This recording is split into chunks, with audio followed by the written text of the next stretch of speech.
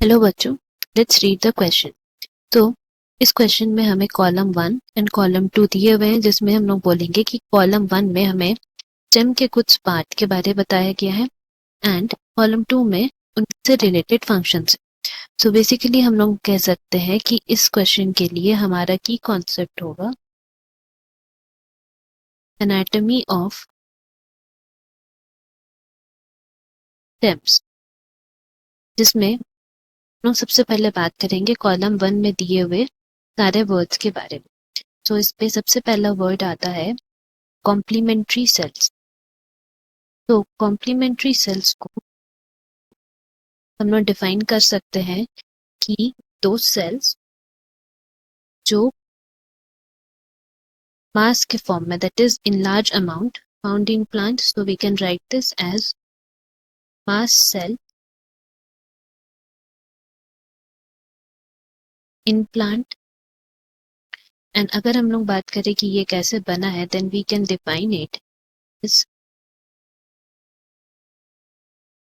Formed from the cork cambium. और ये cork cambium कहाँ पे प्रेजेंट रहता है? At the lenticels.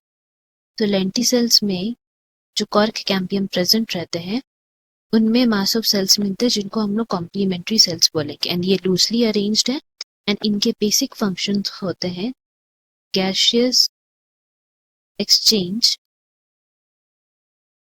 Through this cork cambium. And जो ये गैसियस एक्सचेंज होता है ये बेसिकली होता है बिटवीन इंटरनल टिश्यूज या internal layer and outside environment के बीच में। जो गैसेस एक्सचेंज के लिए सेल्स प्रेजेंट रहते हैं उनको हम कॉम्प्लीमेंट्री सेल्स बोलते हैं। नाउ हम आते हैं हार्टवुड एंड सैपवुड के ऊपर। तो हार्टवुड एंड सैपवुड को हम लोग डिफ्रेंशिएट कर सकते हैं as heartwood is the dead central part of the plant या किसी भी वुड का। एंड इन ट्रीज में हार्टवुड प्रेजेंट रहते हैं, they usually contain some elements and substance जिसको हम लोग कहेंगे टैनिन्स। और ये जो हार्टवुड है इसको हम लोग ड्यूरामेन भी बोलते हैं। तो बेसिकली ये डेड सेंट्रल पार्ट होता है। अब इसी का जस्ट ऑपोजिट सैपवुड्स जो होते हैं इनको हम लोग डिफाइन कर सकते हैं as the outer living layer. तो बिकॉज ये लिविंग लेयर है तो इनका फंक्शन होगा transport of water and minerals, जिसका मतलब है कि इसमें ही हमें जाइलम फ्लोएम के स्ट्रक्चर्स एंड एलिमेंट्स मिलेंगे। बिकॉज ये लिविंग लेयर है तो इनमें सारा मेन फंक्शन ऑफ ट्रांसपोर्टेशन होगा। तो this was about heartwood and sapwood. अब नेक्स्ट हम लोग बात करते हैं last, that is the annual ring. तो एनुअल रिंग को हम लोग डिफाइन कर सकते हैं as the variation ring found in cross section of wood।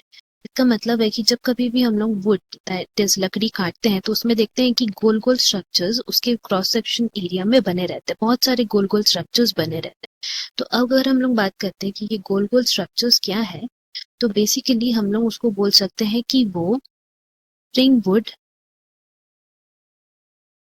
And autumn would के स्ट्रक्चर्स है। तो स्प्रिंग वुड क्या है? स्प्रिंग वुड को हम लोग डिफाइन कर सकते हैं soft porous portion annual ring का, जो डेवलप होता है